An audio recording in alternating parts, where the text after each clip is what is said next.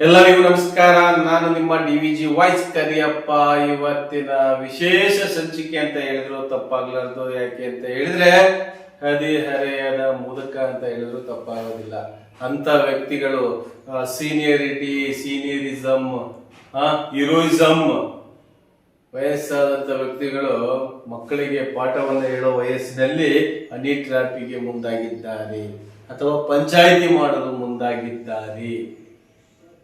ಆ ಪಂಚಾಯಿತಿಯನ್ನ ಮಾಡ್ಕೊಂಡು ಬಂದಿದ್ರೆ ಏನು ಸಮಸ್ಯೆ ಇರ್ತಿರ್ಲಿಲ್ಲ. ಅವ್ರ ಜೊತೆಗೆ ಮುದ್ದೆ ಮರೆಯೋ ಮಠಕ್ಕೆ ಹೋಗಿದ್ದಾರೆ. ಬಿಳಿಚೂಡು ಚೆನ್ನಬಸಪ್ಪನ ಸ್ಟೋರಿಯನ್ನ ನಾನು ನಿಮ್ಗೆ ಹೇಳ್ತಾ ಹೋಗ್ತಾ ಇದ್ದೀನಿ. ಕಾರಣ ಏನಪ್ಪಾ ಅಂತ ಹೇಳಿದ್ರೆ, ಸಿದ್ಧವೀರಪ್ಪ ಬಡಾವಣೆಯಲ್ಲಿ ಪ್ರಭು ಎಂಬುವ ವ್ಯಕ್ತಿಗೆ ಹಾಗೂ 27 ವರ್ಷದ ಸ್ಟಾಫ್ ನರ್ಸಿಗೂ ಒಂದೇ ಕೊಠಡಿಯಲ್ಲಿರ್ತಕ್ಕಂಥ, ಒಂದೇ ರೂಮ್ ನಲ್ಲಿರ್ತಕ್ಕಂಥ, ಅಂದ್ರೆ ಯಾರು ಏನು ಬಟ್ಟೆಯನ್ನು ಬಿಚ್ಚಿಲ್ಲ. ವಿಡಿಯೋವನ್ನ ಕ್ಲಿಯರ್ ಆಗಿ SP ಸಾಹೇಬರು ಬಹಳ ಎಲ್ಲ ನೋಡಿದ್ದಾರೆ. ಅರೆ ಬಟ್ಟೆ ಅರ್ಧಂಬರ್ಧ ಬಟ್ಟೆ ಬಿಚ್ಚಿದ್ದಾರೆ ಅಷ್ಟೇನೆ. ಆಮೇಲೆ ಈಗಾಗಲೇ ಬಹಳ ಕ್ಲಿಯರ್ ಆಗಿ ನಮ್ಮ ಹೈಕೋರ್ಟ್ ಬಹಳ ಕ್ಲಿಯರ್ ಆಗಿ ಕೊಟ್ಟಿದೆ, ಸ್ಪಷ್ಟ ಸಂದೇಶವನ್ನು ಸಹ ಕೊಟ್ಟಿದೆ. ಯಾವುದೇ ಗಂಡು ಅಥವಾ ಯಾವುದೇ ಹೆಣ್ಣು ಪರಸ್ಪರ ಒಪ್ಪಿಗೆಯಿಂದ ಇಲ್ಲಿ ಹಣ ಮಾಡೋದಕ್ಕೋಸ್ಕರ ಈ ಹನಿ ಟ್ರ್ಯಾಪ್ ಎಂಬ ಅಸ್ತ್ರವನ್ನ ಬಳಸ್ಕೊಳ್ತಾರೆ ಹೊರತು ಯಾರು ಸಹ ಇಲ್ಲಿ ಯಾರು ಒಳ್ಳೆಯವರು ಯಾರು ಕೆಟ್ಟವರು ಅನ್ನೋದು ಬೇಡ. ಸರ್ಕಾರದಿಂದ ಆದೇಶವನ್ನ, ನ್ಯಾಯಾಲಯದ ಆದೇಶವನ್ನ ಜನರಿಗೆ ಮುಟ್ಟಿಸುವಂತ ಕೆಲಸ. ಏಕೆಂದ್ರೆ ಇವತ್ತು ಬೇರೆ ಬೇರೆ ಕಡೆಗೆಲ್ಲ ದಂಧೆ ನಡೀತಾ ಇದ್ದಾವೆ ಅಂತ ನಮ್ಮ ಚಾನೆಲ್ಗೆ ಕರೆ ಮಾಡ್ತಾರೆ, ಚಾನೆಲ್ಗೆ ಕರೆ ಮಾಡಿರ್ತಾರೆ. ಬಟ್ ಈ ಹಿಂದೆ ನಮ್ಮ ಕೇಸ್ ಆದ್ರೂ ಇವತ್ತಿಗೂ ನಾವು ಅದೇನಂತಾರಲ್ಲ, ಕಾಣದ ಕಣ್ಣುಗಳು ಕಾಣದ ಕೈಗಳು ಒಳ್ಳೆಯವರನ್ನ ತುಳಿಯಲು ಕೆಲಸ ಮಾಡುತ್ತಿರುತ್ತವೆ ಅಂತಾರಲ್ಲ, ಹಾಗಾಗಿದೆ ನಮ್ಮ ಪರಿಸ್ಥಿತಿ. ಹಾಗಂತ ನಾವೇನು ಸುಮ್ಮನೆ ಕೂತ್ಕೊಂಡಿಲ್ಲ. ಈ ಹನಿ ಟ್ರ್ಯಾಪ್ ಆಗ್ಲಿಕ್ಕೆ ಮೂಲ ಕಾರಣ ಯಾರು, ಎಲ್ಲಿಂದ ಸ್ಟಾರ್ಟ್ ಆಗುತ್ತೆ, ಅದ್ರ ಪೂರ್ತಿ ತನಿಖೆಯನ್ನ ದಾವಣಗೆರೆ SP ಸಾಹೇಬರು ಸ್ಪಷ್ಟವಾಗಿ ತಿಳಿಸಿದ್ದಾರೆ.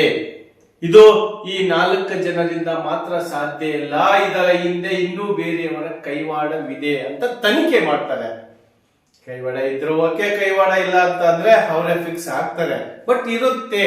ಯಾಕೆ ಅಂತ ಹೇಳಿದ್ರೆ, ಸಿದ್ಧವೀರಪ್ಪ ಬಡಾವಣೆಯಲ್ಲಿ ಈ ಹಿಂದೆ ರಿಶ್ವಂತ್ ಅವರು, ಏನು ಮಾಜಿ ರಿಶ್ವಂತ್ ಅವರು SP ಅವರು ಇದ್ದಾಗಲೂ ಸಹ ಅದೇ ಸಿದ್ಧವೀರಪ್ಪ ಬಡಾವಣೆ 3ನೇ ಕ್ಲಾಸ್ ಅಲ್ಲಿ ರಕ್ಷಣಾ ವೇದಿಕೆ ಆಟೋ ಕನ್ಸಲ್ಟೇಷನ್ ಅಂತ ಹೇಳ್ಬಿಟ್ಟು ಕನ್ಸಲ್ಟೆಂಟ್ ಚಂದ್ರ ಅವ್ರದ್ದು ಅದೇ ಸಿದ್ಧವೀರಪ್ಪ ಬಡಾವಣೆಯಲ್ಲಿ ಆಗಿದ್ದು. ಈಗ ಆಗಿರ್ತಕ್ಕಂಥದ್ದು ಅಲ್ಲೇನೆ. ಅದು ಮೊದಲನೇ ಆಗಿದ್ದು ಚನ್ನಗಿರಿ ತಾಲೂಕು ಒಂದು ಅಡಿಕೆ, ಅವನು ಬಲಿಷ್ಠವಾಗಿದ್ದಾನೆ ಅಂತ ತಿಳ್ಕೊಂಡ್ರು. ಇವರು ಮಾಡೋ ತಪ್ಪು ಅಥವಾ ಮಾಡದೇ ಇರೋ ತಪ್ಪು ಅಂತ ನಾನು ಹೇಳ್ತಾ ಇಲ್ಲ, ಅದು ಏನಾರಾಗಿರ್ಲಿ, ಆದ್ರೆ ಶಿಕ್ಷೆ ಅಂತ ಅನುಭವಿಸ್ಲೇಬೇಕಲ್ವಾ. ಇಲ್ಲಿ ವಯಸ್ಸಾದಂತ ವ್ಯಕ್ತಿ 4 ಜನಕ್ಕೆ ಬುದ್ಧಿ ಹೇಳಬೇಕಾಗಿರ್ತಕ್ಕಂಥ ವ್ಯಕ್ತಿ ಅವ್ರ ಜೊತೆ ಸೇರ್ಕೊಂಡು ಈ ರೀತಿ ಮಿಂಗಲ್ ಆದ್ರೆ ಸಮಾಜದಲ್ಲಿ ಅವರಿಗೆ ಇರ್ತಕ್ಕಂಥ ಘನತೆ, ಗಾಂಭೀರ್ಯಕ್ಕೆ ಧಕ್ಕೆ ಆಗೋದಿಲ್ವಾ? ಯಾಕೆಂದ್ರೆ 4 ಜನ ಬುದ್ಧಿ ಹೇಳೋ ವಯಸ್ಸದು. ಸುಮಾರು 56 ವರ್ಷ ಅಂತ ಅವರು ಹೇಳ್ತಾ ಇದ್ದಾರೆ. 57 ವರ್ಷದ ವ್ಯಕ್ತಿ. ಟ್ರ್ಯಾಪ್ ಯಾವ ರೀತಿ ಆಯ್ತು? ಆ ವ್ಯಕ್ತಿಗೆ 25 ಲಕ್ಷಕ್ಕೆ ಬೇಡಿಕೆ ಇಡ್ತಾರಂತೆ, ಆ ವ್ಯಕ್ತಿ 12 ಲಕ್ಷಕ್ಕೆ ಒಪ್ಕೊಳ್ತಾನಂತೆ. ಯಾಕೆಂದ್ರೆ ಆ ಸಿಚುವೇಶನ್ ಅಲ್ಲಿ ಅವ್ರಿಗೂ ಮಾಡಿರ್ತಕ್ಕಂಥ ತಪ್ಪೇ ಇರುತ್ತೆ. ಯಾರು ಪರಸ್ಪರ ಇಷ್ಟಪಟ್ಟು ಬಂದಿರ್ತಕ್ಕಂಥವ್ರು ಯಾರು ಹನಿ ಟ್ರ್ಯಾಪ್ ಅಂತ ಆಗೋದಿಲ್ಲ. ಯಾರೋ ಒಬ್ರು ಮಿಂಗಲ್ ಇರುತ್ತೆ, ಗಂಡು ಮಕ್ಕಳದಿರುತ್ತೋ ಹೆಣ್ಣು ಮಕ್ಕಳದಿರುತ್ತೋ, ಯಾರೋ ಒಬ್ರು ತಪ್ಪಿರುತ್ತೆ ಅಲ್ವಾ. ಹನಿ ಟ್ರ್ಯಾಪ್ ಆಗಿರೋದು ನಿಜ. ಈ ಮಹಿಳೆ ಸ್ಟಾಫ್ ನರ್ಸ್ ಆಗಿರ್ತಕ್ಕಂಥ ಮಹಿಳೆ, 27 ವರ್ಷದ ಮಹಿಳೆ. ಯಾಕೆ ಇವಳಿಗೆ ಬುದ್ಧಿ ಇರ್ಲಿಲ್ವಾ? ಹಿಂದೆ ಕಷ್ಟ ಅಂತ ಮಕ್ಕಳಿಗೆ ಅದಿದೆ. ಇನ್ನೊಂದು ಸ್ಟೋರಿ ನಾನು ಕೊಡ್ತೀನಿ ನಿಮಗೆ. ಮಕ್ಕಳಿಗೆ ಶಾಲೆಗೆ ಫೀಸ್ ಕಟ್ಲಿಕ್ಕೂ ಹಣ ಇಲ್ಲ ಅಂತ ಒಂದು ಸ್ಟೋರಿ ಬರುತ್ತೆ. ಅದನ್ನ ನಾನು ನೆಕ್ಸ್ಟ್ ಇನ್ನೊಂದು ಎಪಿಸೋಡ್ ಅಲ್ಲಿ ಅದನ್ನ ಮತ್ತೆ ಇನ್ನೊಂದು ಎಪಿಸೋಡ್ ಮಾಡ್ತೀನಿ. ಬಟ್ ಇಲ್ಲಿ ನಾನು ಹೇಳ್ತಕ್ಕಂಥ ವಿಚಾರ, ಇಷ್ಟಪಟ್ಟು ಎಲ್ಲಾ ರೀತಿಯಿಂದ ಇದ್ರೆ ಏನು ಪ್ರಾಬ್ಲಮ್ ಇಲ್ಲ. ಒಬ್ರಿಗೆ ಇಷ್ಟ ಇಲ್ಲ ಅಂದಾಗ ಅದು ಬೇರ್ಪಡಿಸಬಹುದು. ಬಟ್ ಇಲ್ಲಿ ದುಡ್ಡಿಗೋಸ್ಕರನೇ ಈ ದಂಧೆಗಳನ್ನ ಮಾಡ್ತಾರೆ ಅಂತ ಹೇಳಿದ್ರೆ, ಈ ಕಿಲಾಡಿಗಳನ್ನೆಲ್ಲ ಏನ್ ಮಾಡಬೇಕು ಅಂತ ನೀವೇ ಯೋಚನೆ ಮಾಡ್ಬೇಕಾಗುತ್ತೆ. ಅದರಲ್ಲೂ ಈ ಬೆಕ್ಕಿಂಗ್ ಕಣ್ಣು ಕೃಷ್ಣ ರಾಹುಲ್ ಅವರಿಗೆ ಇದೆಲ್ಲ ಬೇಕಿತ್ತ? ಇದು ನಮ್ಮ ವರದಿ. ಯಾಕೆ ಅಂತ ಹೇಳಿದ್ರೆ ತಪ್ಪು ಮಾಡಿದವರಿಗೆ ಶಿಕ್ಷೆ ಆಗ್ಲಿ, ಯಾರೇ ಆಗಿರ್ಲಿ, ತಪ್ಪು ಮಾಡಿದಂತ ವ್ಯಕ್ತಿಗಳಿಗೆ ಶಿಕ್ಷೆ ಆಗ್ಲಿ, ಅದು ಕಾನೂನಾತ್ಮಕವಾಗಿರುತ್ತೆ.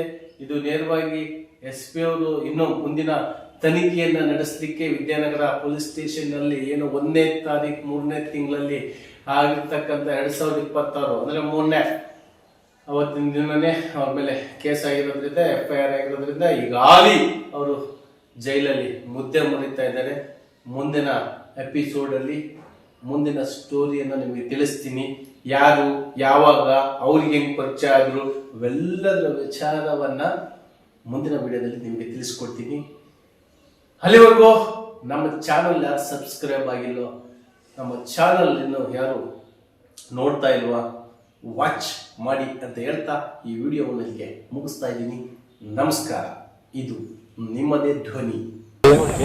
ಈ ಇದಕ್ಕೆ ಫೋನ್ನಲ್ಲಿ ಕಾಂಟ್ಯಾಕ್ಟ್ ಮಾಡಿಕೊಂಡು ಹೀಗೆ ಪರಿಚಯ ಬೆಳೆಸ್ಕೊಂಡು ಈಗ ನನಗೆ ದುಡ್ಡನ್ನ ಸ್ವಲ್ಪ ಬೇಕಾಗಿದೆ ಅಂತೆಲ್ಲ ಹೇಳ್ಕೊಂಡು ಒಂದು ಸ್ವಲ್ಪ ದುಡ್ಡು ತೊಗೊಳ್ತಾಳೆ.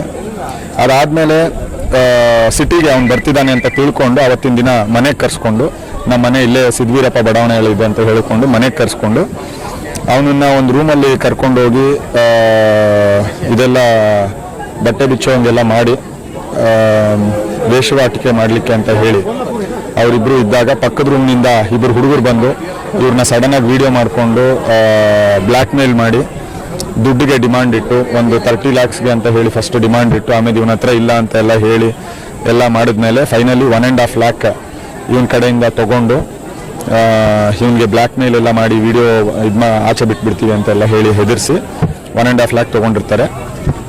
ಈ ಒಂದು ವಿಷಯ ನಮಗೆ ಕಂಪ್ಲೇಂಟ್ ಬಂದ ಮೇಲೆ ಈ ಕೇಸ್ನಲ್ಲಿ ಟೋಟ್ಲಿ 4 ಜನನ ಅರೆಸ್ಟ್ ಮಾಡಿದ್ದೀವಿ.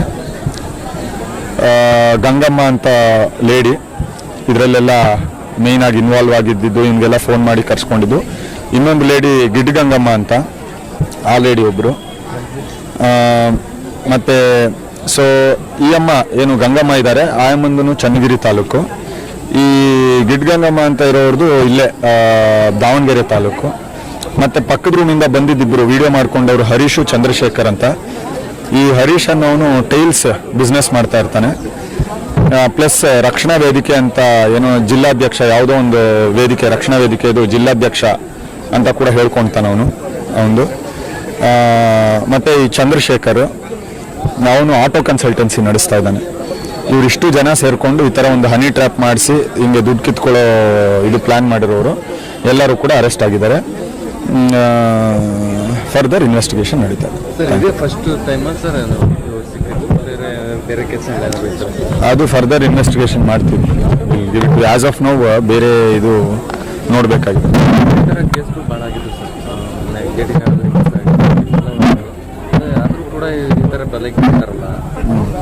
ಇಲ್ಲ, ಇದು ಏನಾಗ್ತಾ ಇದೆ